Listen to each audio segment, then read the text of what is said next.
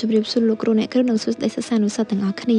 នេះខ្ញុំអ៊ីសាសុជាតាជាសិស្សទី12 A នៅវិទ្យាល័យស្រីសុភ័ណ្ឌថ្ងៃនេះខ្ញុំមកធ្វើបទបង្ហាញអំពីមុខវិជ្ជាភូមិវិទ្យាដែលបង្រៀនឲ្យលោកគ្រូជាសិទ្ធិ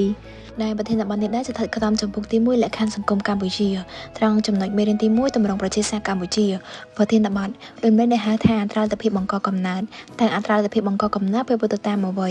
ហើយមូលហេតុអ្វីបានជាអត្រាលទ្ធភាពបង្កកំណើតនៅកម្ពុជាថយចុះនិងជាចុងក្រោយហេតុអ្វីបានជាគេថាលទ្ធភាពបង្កកំណើតរបស់ស្ត្រីគឺជាកត្តាកំណត់នៃសន្ទុះអភិវឌ្ឍរបស់មនុស្សវិញ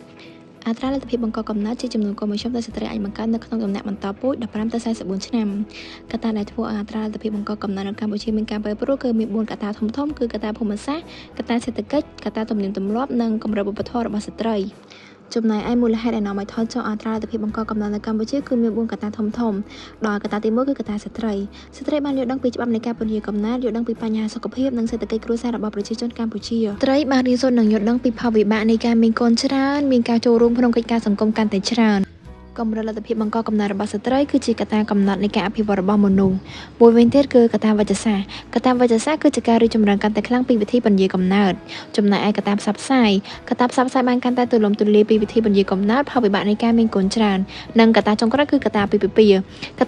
ហ៍ប្រជាជននៅកម្ពុជាពន្យាពេលរៀបការកើនឡើងនិងចំណុចចុងក្រោយមូលហេតុបានជាគេនិយាយថាលទ្ធភាពបង្កកំណើតរបស់ស្ត្រីគឺជាកត្តាកំណត់ឲ្យសន្ទុះអភិវឌ្ឍរបស់មនុស្សព្រោះបើសិនមកប្រទេសមួយមានសន្ទុះអភិវឌ្ឍមនុស្សទាបបញ្ហាចូលរៀនមានកម្រិតអាហារូបត្ថម្ភមិនគ្រប់គ្រាន់សុខភាពមិនល្អ